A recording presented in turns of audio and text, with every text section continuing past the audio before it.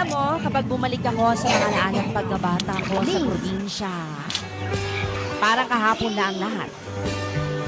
Yung simpleng buhay, yung bang mga bagay dati, Madi, na hindi mo pinapansin pero ngayon, namimiss mo na. Hindi, palakaran! Hindi!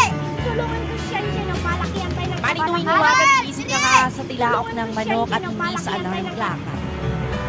Tapos paglabas pa ng bahay mo ay mararamdaman mo agad ang nabigan ng simoy ng hangin at amoy na amoy mo ang halimuyak ng mga bulaklak at damo na basa dahil sa hamog.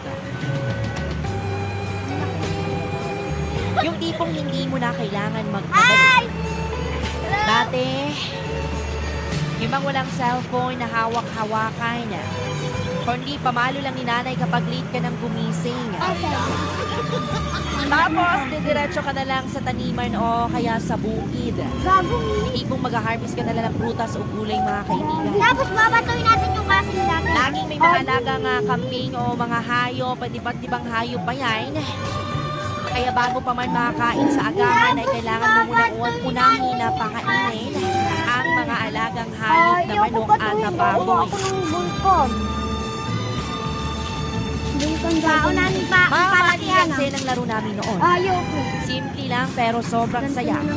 Yung tipong naglalaro lang kami ng tagu-taguan sa may damuhan o di kaya gagawa kami ng mga baril-barilan gamit ang mga sanga at puno ng dahon.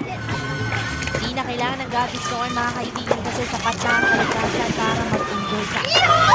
Pagdating mo ng hapon, pag-uwian ng mga tao galing sa bukid at ang mga kapitbahay, Madi, na halos magkakasabay na kaming maghapunan at sabay nang magkwentuhan hanggang sa aabutin ng dilim. Yung tipong kahit simpleng buhay lang sa probinsya, dama mo ang saya at katahimikan. Ngayon, habang abala tayo sa mga bilis na buhay sa syudad, minsan, gusto ko na lang bumalik sa panahong yun. Doon dahil simpleng buhay, kung saan walang masyadong iniintindi, kundi kung paano ka lang magiging masaya. Madi, alam mo, kapag bumalik ako sa mga laalang pagkabata ko sa probinsya, parang kahapon lang ang lahat. Yung simpleng buhay, yung bang mga bagay dati, Madi, na hindi mo pinapansin pero ngayon, namimiss mo na.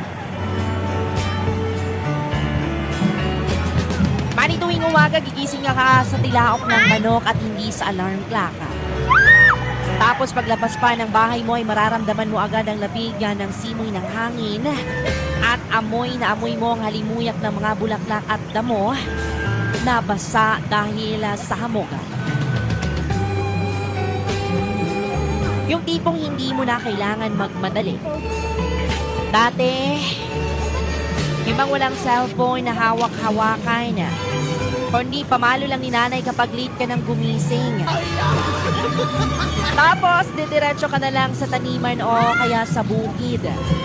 Tipong mag-harvest ka na lang ng prutas o gulay, mga kaibigan. Laging may mga alagang kambing o mga hayop, iba't ibang hayop pa yan.